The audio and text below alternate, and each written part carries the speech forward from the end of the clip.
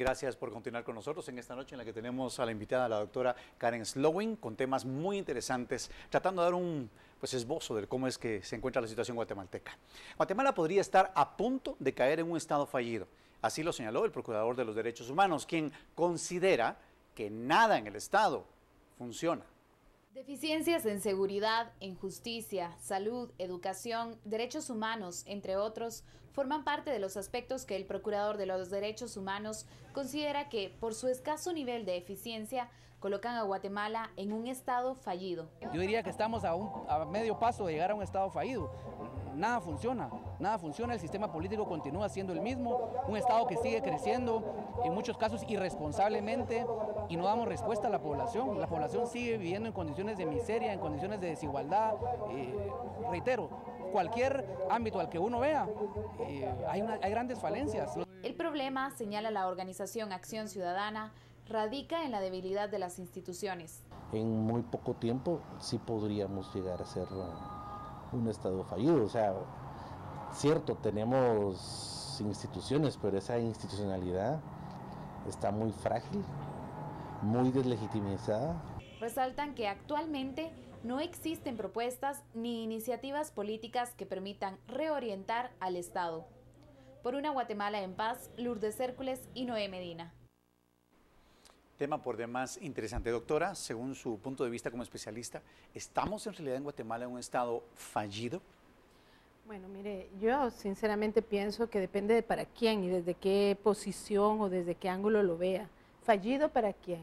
Para la ciudadanía en general y en particular para la población indígena, para la gente que persiste en condiciones, como decía el señor procurador, de pobreza, de falta de oportunidades. Definitivamente es un estado fallido, pero no de ahorita, es fallido de hace mucho tiempo, ¿no? Pero ¿qué es lo que yo pienso que estamos viendo? Estamos viendo la agudización de un proceso de, digamos, de deterioro institucional, ¿verdad? Muy acelerado en estos últimos años y que más bien responde a que, a mi juicio, hay una pugna por bien quién se va a quedar con el control de ese Estado, porque hay gente que para la cual el Estado funciona de maravillas, funciona muy bien, ¿verdad? Entonces, obviamente no es el interés ciudadano, no es el deber ser. Cuando la gente habla de Estado fallido, digamos, desde una perspectiva más académica, estamos hablando de una categoría en donde se supone que el Estado está para construir el bien común, como dice nuestra Constitución, y que debe velar por nuestros derechos, garantizarlos. Si usted lo mira desde una perspectiva normativa, pues sí, este Estado es totalmente fallido, porque ni tenemos educación, ni tenemos salud, ni tenemos oportunidades de empleo, o sea, es muy complejo, ¿no? Pero hay gente que sale bien, por ejemplo, esta economía, si bien crece poco, crece, ¿verdad? ¿A dónde se trasvasa toda esa riqueza si la mayoría de la gente está luchando por sobrevivir? Entonces siempre hay ganadores.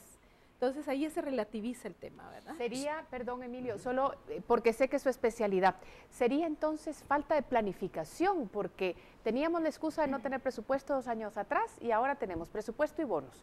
Pero habrá planificación para adelante, porque es la única manera de responderle a estas personas. Mire, yo creo que no es un problema técnico, o sea, obviamente falta planificación, falta visión de largo plazo y sobre todo falta una institucionalidad que pueda ejecutar la planificación, porque Guatemala tiene una de las historias más antiguas en Latinoamérica de planificación para el desarrollo. Empezamos en los años 50, son 60 años de trabajar en el tema, a veces con alzas, a veces con bajas, pero se ha mantenido, ¿no? El gran reto de nuestro país en términos de planificación es de instrumentar la planificación y de que se haga lo que se dice. El asunto es que vamos como en 2 carrileras, diría yo. Una, la formal, la del deber ser, la del discurso, la de los documentos, y otra, el realpolitik, ¿verdad? Entonces, por donde se mueven las decisiones, no necesariamente es por donde que escriben los planes. Pero yo creo que el problema que vivimos de Estado fallido, de esta agudización de deterioro institucional, no está necesariamente asociado a falta de planificación, sino a que hay una disputa realmente por ver, digamos, qué grupos, qué facciones van a mantener o acceder al control justamente de las decisiones sobre el Estado y sus recursos. O sea, no es que no haya planificación, según lo que usted nos dice, sino se planifica hacia esa gente a la que no es un Estado fallido, sino que a la que sí favorece. ¿Es así? No, al contrario, digamos, se hace planificación pensando en la pobreza, pensando en todo esto, la educación y lo demás, pero los planes van en este carril, ¿sí? Y resulta que el carril izquierdo, igual que cuando vamos en la calle y aceleramos, rebasamos por el otro lado, ¿no es cierto? Entonces usted va en el otro y no necesariamente ahí se conecta el presupuesto, ¿verdad? Ese De lo es que el podemos reto. ver hasta ahorita, ¿hacia dónde? Digamos, aquí a 1 año y medio, donde ya sabríamos de una u otra manera quién fue el que quedó como nuevo gobierno. Si fuese así y pudiésemos ver por la perspectiva de lo que usted ve a la hora del presupuesto y cómo está planificado, ¿dónde podríamos estar entonces? Bueno, yo no quisiera transmitir un mensaje muy pesimista, ¿verdad? Refirámonos a lo que son la los números y audiencia. lo que dicen. Pero mire, yo creo que estamos llegando en ese proceso de deterioro institucional ya a situaciones que sí pueden poner en riesgo incluso a los que están en la competencia por el control del Estado, ¿verdad? ¿Qué le digo yo? Riesgos, no hay riesgos inmediatos de desestabilización macroeconómica, pero conforme más nos endeudamos y más nos endeudamos para cosas que no nos van a hacer levantar la economía, que no nos van a hacer más productivos, generar más empleo o tener mejores capacidades en salud o educación, nos estamos endeudando por gusto y todo eso va cargando el presupuesto. Por el otro lado se suben impuestos, lo cual en el país en principio es importante hacer, pero se suben sin procesos de diálogo, sin acuerdos políticos. Entonces, ¿cuál va a ser la sostenibilidad de las medidas, por ejemplo, que se tomaron a la par del presupuesto? No digamos si se tomaron, como mencionaba en un medio esta mañana, decisiones de hacer cambios de, digamos, de política fiscal en la legislación, en una ley que tiene una vigencia anual. Entonces, ¿me entiende? Están haciendo como cosas, tal vez la parte más fallida de todo es que la gestión política está haciéndose muy amateur, ¿verdad? De alguna manera. Y bueno, y quienes planifican también son los cooperantes que ayudan a Así nuestro es. país, y de eso vamos a hablar porque el presidente se reunió con el G13 para conocer las prioridades del gobierno, y así los países cooperantes podrán determinar cómo y hacia dónde mantener el apoyo. La cooperación internacional se ha inclinado por la seguridad y la justicia. El embajador de Alemania encabeza la delegación del G13 y en la reunión se conoció las prioridades del país para coordinar el apoyo internacional. Desde 1999 surge el grupo de donantes y representantes de organizaciones multilaterales que trabajan conjuntamente con el gobierno a raíz de los desastres del huracán Mitch. Los temas de seguridad, los temas de justicia, los temas de la economía del país, el mismo presupuesto. Hubo intercambio de prioridades entre los asistentes a la reunión, indicó el canciller. Pero no hablamos de un momento específico, hicimos prácticamente, pasamos revista a los temas que a la cooperación, que al G3 en particular le interesan en Guatemala. Para nosotros cooperantes es absolutamente fundamental que nuestros esfuerzos de desarrollo, nuestro invertimiento en el desarrollo de Guatemala coincide con... Pese a que el G13 brinda mayor apoyo a la Comisión contra la Impunidad, no se abordó en la reunión, aunque el Ejecutivo ha dejado en claro que lo discutirá con los diferentes sectores. No hablamos, no, ese tema no estuvo presente, posiblemente, pero hoy no estuvo presente el tema, no se discutió. Al foro le corresponde coordinar los esfuerzos de cooperación con el gobierno y se reúnen cada 6 meses. Por una Guatemala en paz, Ana Lucía Morales y Héctor Shutuk. Continuamos esta conversación. Por supuesto que ese es el país que recibe, el que tendrá que poner las bases o liderar ese camino para recibir esta ayuda, pero pareciera que respondemos como Guatemala a golpe de suceso. Ahorita la seguridad es el problema, ayuden en seguridad, ayuden en justicia, ¿no?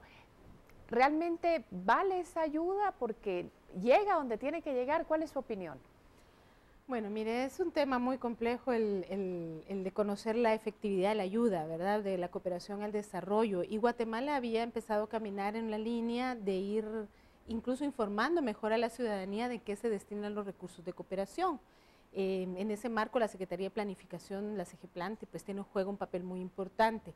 Allí se definen las agendas, digamos, desde el punto de vista técnico.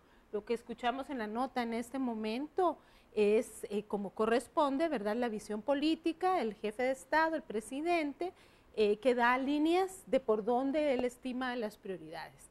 Entonces, siempre, digamos, la agenda de cooperación es un diálogo con los cooperantes en el nivel político y en el nivel técnico.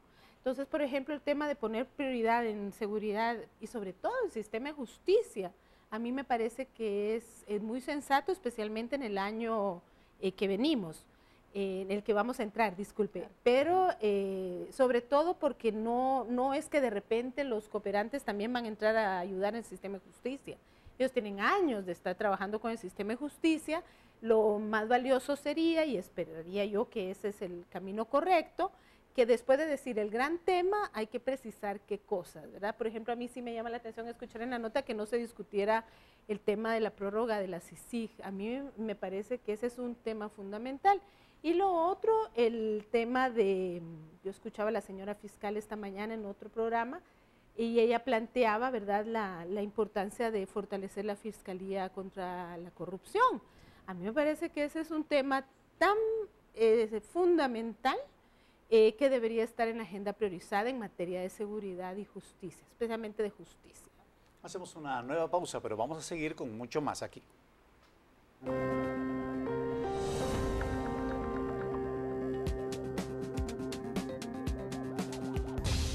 La Corte Suprema de Justicia debe informar sobre inhabilitación de magistrada Claudia Escobar.